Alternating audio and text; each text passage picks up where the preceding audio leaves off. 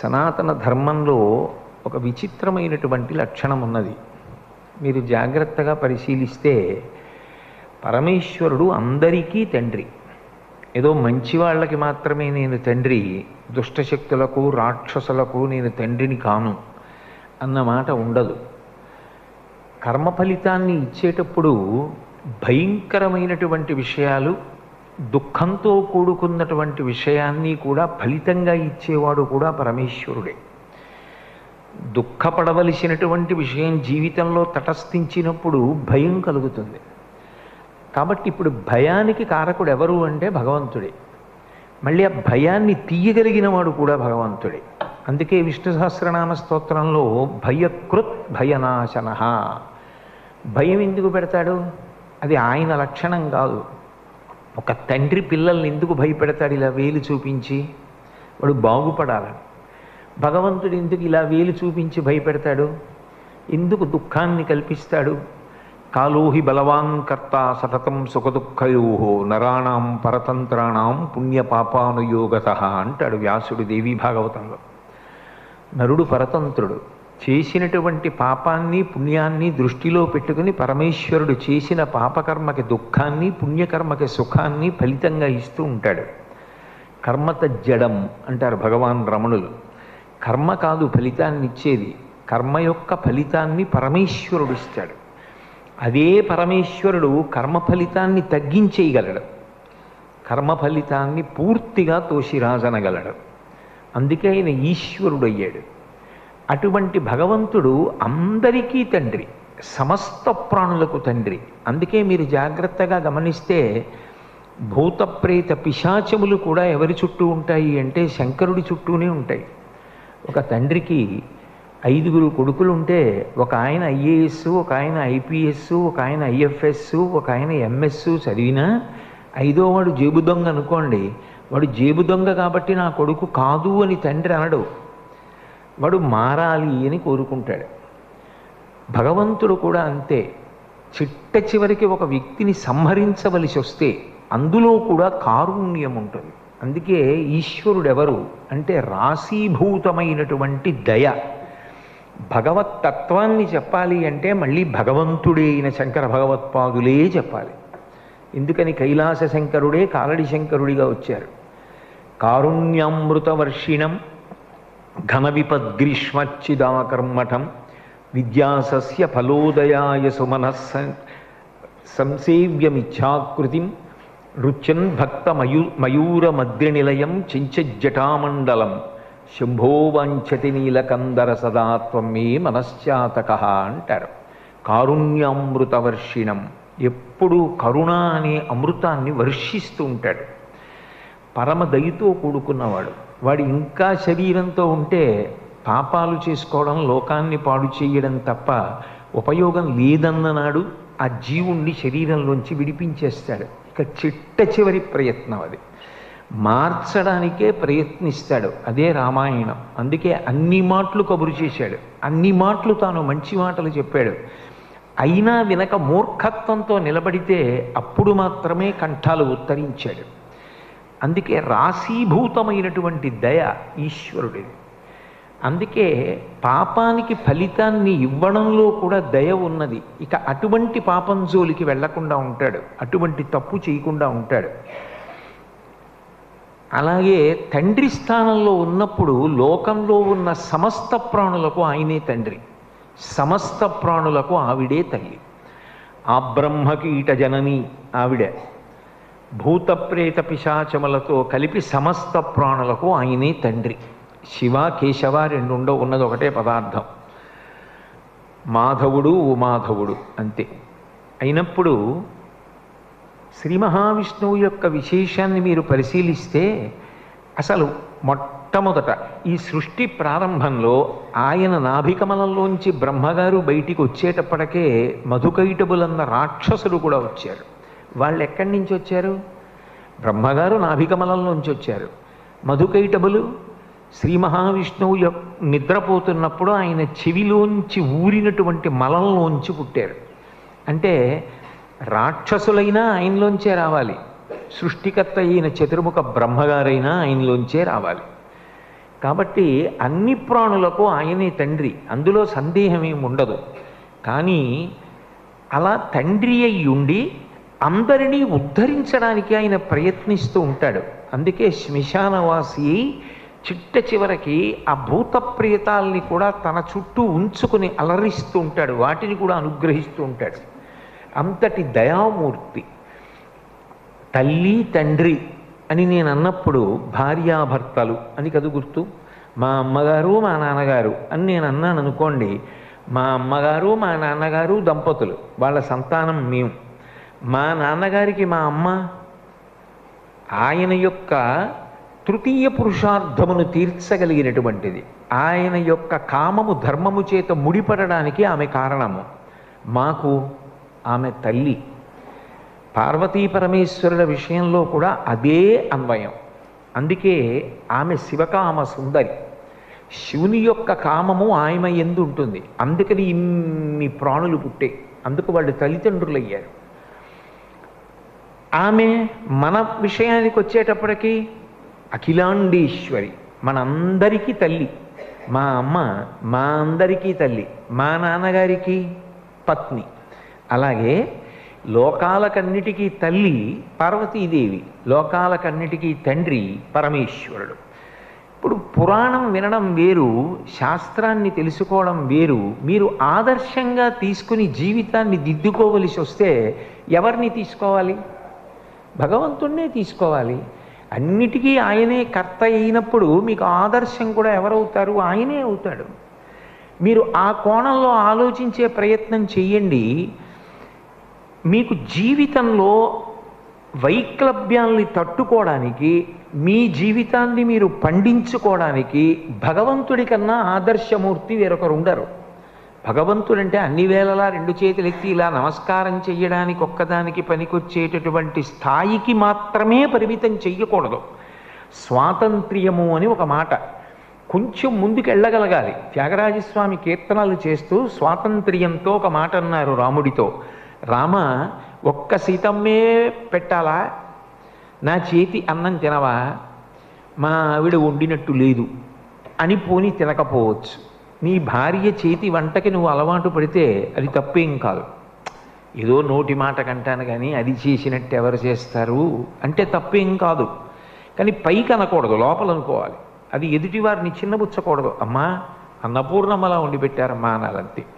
లోపల దాని సాటే అనుకోవాలి, బలవంతంగా కాదు, నిజంగా. కాబట్టి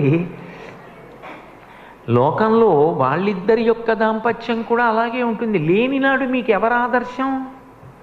ఎలా జీవితాన్ని పండించుకుంటారు? మీకు ఏదో ఒక ఆదర్శం ఉండాలి కదా. వీళ్ళల్లా బ్రతకాలన్న ఆదర్శం ఒకటి ఉండాలి కదా. అది తల్లి తండ్రి దగ్గరే కదా మొట్టమొదట పిల్లవాడు చూసేది. ఓ, దాంపత్యం అంటే ఇలా ఉంటుంది, ఇంత ప్రేమగా ఉంటారు. మా అమ్మ మీద నాన్నగారికి అంత ప్రేమ, మా నాన్నగారి అంటే మా అమ్మకు అంత భక్తి. అమ్మ దగ్గరికి వెళ్ళి నాన్నగారి మీద, నాన్నగారి దగ్గరికి వెళ్ళి అమ్మ మీద చెప్పడమే. తొందరగా అమ్మకు కోపం వచ్చేది మా నాన్నగారిని చిన్నబుచ్చి మాట్లాడితే. మా నాన్నగారు రుద్రుడయ్యేది మా అమ్మని తక్కువ చేసి మాట్లాడితే. అన్న భావన కలిగితే కదా. ఆ దాంపత్య సిద్ధి కూడా పార్వతీ పరమేశ్వరుల ఎందే అన్వయం. అందుకే పెళ్లి కొడుకుని చెయ్యగానే వరుడిలోకి పరమేశ్వరుడి యొక్క కళ ప్రవేశిస్తుంది అని తోట పెళ్లి కొడుకుని పక్కన ఉంచుతారు. కనురాపు తగలకూడదు, ఉగ్రభూతములు చెనకకుండా ఉంటాయని. అలాగే తోట పెళ్లి కూతురని పక్కన పెళ్లి కూతురిని, తోట పెళ్లి కూతురుని ఉంచుతారు. ఆమెకి కూడా అటువంటి ఆపద రాకుండా ఉండడం కోసమని. ఆమె గౌరీ పూజ చేసి పీటల మీదకి వస్తుంది. పార్వతీ పరమేశ్వరులే గృహస్థాశ్రమమునకు కూడా యథార్థమునకు ఆదర్శం. మీరు ఒక కోణంలో పరిశీలనం చేస్తే వాళ్ళు ఆది దంపతులు, వాళ్ళకన్నా ప్రేమైకమూర్తులు, వాళ్ళకన్నా గొప్పగా ఒకరి యందు ఒకరు మనసున్నవారు ఎవరుంటారు? నిజానికి రెండుగా కనపడే ఒక్కటైపోయిన వారు ఎవరైనా ఉంటే పార్వతీ పరమేశ్వరులే. రెండుగా ఉంటారు, కానీ వామార్ధ భాగాన్ని పార్వతీదేవికి ఇచ్చేశాడు. అంటే దాని అర్థం ఏమిటి? నిజానికి భర్త కనపడ్డాడు అంటే వాళ్ళ ఆవిడ రాలేదు అన్నమాట అన్వయం కాదు. ఎందుకని అంటే భార్య ఆత్మ సమస్సఖ అన్నాడు వశిష్ఠుడు రామాయణంలో. భార్య ఆత్మతో సమానమైనటువంటి సఖి. నా ఆత్మ నాయందే ఉన్నట్టు నా భార్య ఎప్పుడూ నాతో ఉంటుందంతే. నా ఎడమ భుజానికి తగులుతున్న ఉత్తరీయంలో, నా హృదయంలో సర్వకాలముల యందు నా ధర్మపత్ని నాతో ఉన్నట్టే. అయినప్పుడు దాంపత్యం అనేటటువంటి దానికి లోకంలో మొదటి ఆదర్శం కూడా పార్వతీ పరమేశ్వరులే. మీరు చూడండి, లోకంలో సర్వసాధారణంగా ఏ పతి అయినా తనకున్నంతలో, తన ఆర్జనలో ఒక అపురూపమైనటువంటి విషయాన్ని తీసుకొచ్చి భార్యకి బహూకరించాలి అని అనుకుంటాడు. సకలైశ్వర్య ప్రదాత, లోకమునకంతటికీ ఐశ్వర్యమును ఇవ్వగలిగిన వాడు, నవనిధులకు అధిపతి అయినటువంటి కుబేరుడు కూడా అటువంటి పదవిని పొందడానికి కారణమైన వాడు, ఎవరు ఎప్పుడూ శివానుగ్రహంతో ఇంతటి వాడినయ్యానని శివుని మ్రోల 2 చేతులు కైమోడ్చి నిలబడి ఉంటాడో అటువంటి కుబేరుడికి కూడా ఐశ్వర్య ప్రదాత అయినటువంటి పరమేశ్వరుడు ఏ అపురూపమైన వస్తువుని తీసుకొచ్చి పార్వతీదేవికి బహుమానంగా ఇస్తే మాత్రం మీ స్థాయిలో ఇది చాలా గొప్పది అనడానికి అవకాశం ఉంటుంది? ఎలా ఇస్తారు బహుమానం అంటే? నిజానికి ఒక పత్ని కోరుకునే గొప్ప బహుమానం ఇది అంటే, ధర్మాన్ని తప్పి తెచ్చింది కాదు ఆవిడికి సంతోషం. ఆవిడికి సంతోషం ఎప్పుడు అంటే, భర్త ధర్మం తప్పకుండా కష్టపడి చెమటోడ్చి సంపాదించిన సంపాదనలో తెచ్చిన ఏ వస్తువుకైనా భార్య పరమ సంతోషపడిపోతుంది. ఇందులో మా ఆయన కష్టం ఉంది, ఆయన ఆర్జన ఉంది తప్ప మరొకరితో పోల్చి దానికి ఇది విలువ కాదన్న మాట అనదు. మన పిల్లలు బాగుండాలి, చిన్నప్పటి నుంచి మంచి గుణాలను వారికి అలవడాలి, మన ఆచార వ్యవహారాలు వారు తెలుసుకోవాలి, నేర్చుకోవాలి. జీవితంలో ఎంత పెద్ద సమస్యలొచ్చినా ధైర్యంగా ఎదుర్కోగలగాలి. ఏ ఒడిదుడుకులు లేకుండా రోజులు సాఫీగా సాగిపోవాలి. వాడు ఎప్పుడూ ఆనందంగా ఉండాలి అని ప్రతి తల్లి తండ్రి కోరుకుంటారు, దేవుణ్ణి ప్రార్థిస్తారు. అయితే ఇది సరిపోతుందా? ఇంకా ఏదైనా చెయ్యవలసి ఉందా? ఈ మధ్య విదేశంలో ఉన్న ఒక రామకృష్ణ మిషన్ కేంద్రంలో మొట్టమొదటిసారిగా భక్త సమ్మేళనం జరిగింది. దానిలో చివరి ఘట్టంగా భక్తుల ప్రతిస్పందన కార్యక్రమం. ఈ కార్యక్రమంలో 10 ఏళ్ల పిల్లవాడు వచ్చి తనకు మాట్లాడడానికి అవకాశం ఇవ్వవలసిందిగా కోరాడు. ఆ పిల్లవాడు ఏమి మాట్లాడుతాడోనని అందరూ ఆసక్తితో ఎదురు చూడసాగారు.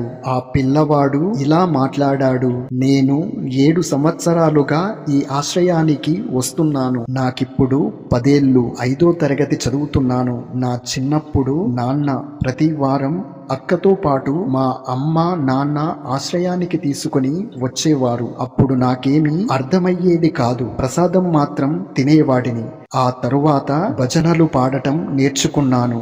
మా అమ్మా నాన్నలు కలకత్తాలోని బేలూరు మఠానికి వెళ్ళి మంత్రదీక్ష తీసుకున్నారు. మా అక్క కూడా మంత్రదీక్ష తీసుకుంటానని పట్టుబట్టింది. ఇప్పుడు నీకు ఇవ్వరు, రామకృష్ణ వివేకానంద పుస్తకాలు చదవాలి, 16 ఏళ్ళు వచ్చిన తరువాత చూద్దాములే అని అమ్మ చెప్పింది. అప్పటి నుంచి నేను కూడా చిన్న చిన్న వివేకానంద పుస్తకాలు చదవటం మొదలు పెట్టాను.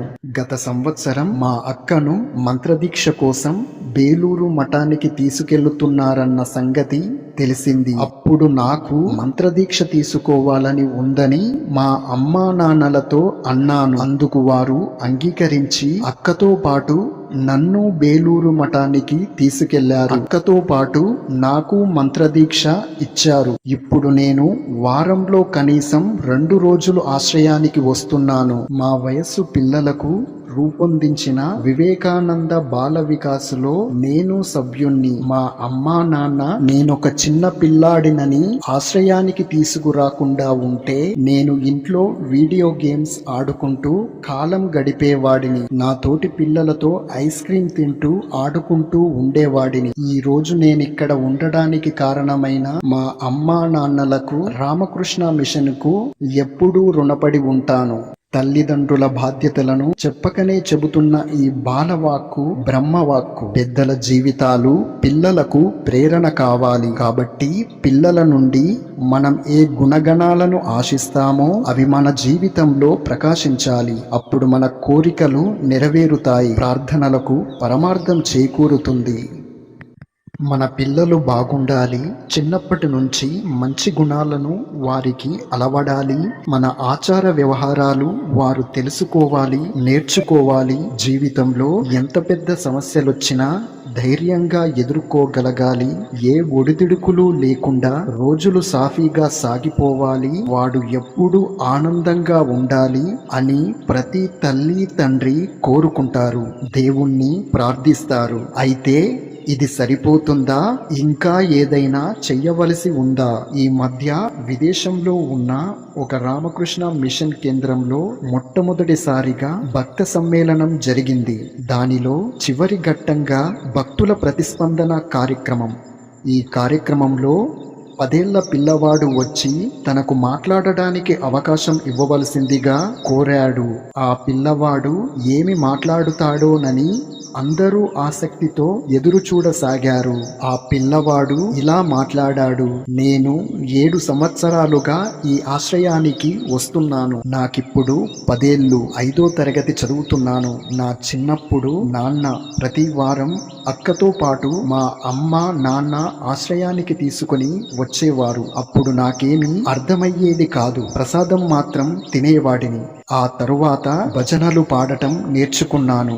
మా అమ్మా నాన్నలు కలకత్తాలోని బేలూరు మఠానికి వెళ్ళి మంత్రదీక్ష తీసుకున్నారు. మా అక్క కూడా మంత్రదీక్ష తీసుకుంటానని పట్టుబట్టింది. ఇప్పుడు నీకు ఇవ్వరు, రామకృష్ణ వివేకానంద పుస్తకాలు చదవాలి, 16 ఏళ్ళు వచ్చిన తరువాత చూద్దాములే అని అమ్మ చెప్పింది. అప్పటి నుంచి నేను కూడా చిన్న చిన్న వివేకానంద పుస్తకాలు చదవటం మొదలు పెట్టాను.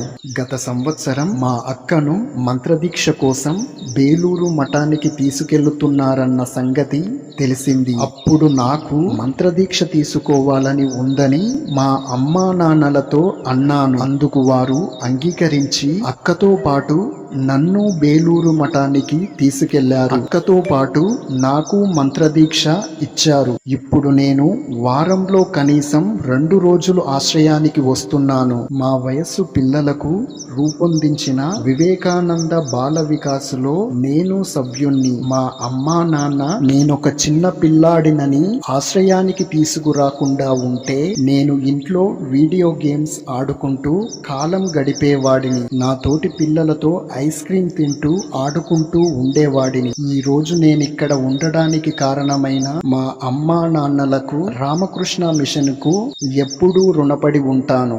తల్లిదండ్రుల బాధ్యతలను చెప్పకనే చెబుతున్న ఈ బాలవాక్కు బ్రహ్మవాక్కు. పెద్దల జీవితాలు పిల్లలకు ప్రేరణ కావాలి. కాబట్టి పిల్లల నుండి మనం ఏ గుణగణాలను ఆశిస్తామో అవి మన జీవితంలో ప్రకాశించాలి. అప్పుడు మన కోరికలు నెరవేరుతాయి, ప్రార్థనలకు పరమార్థం చేకూరుతుంది.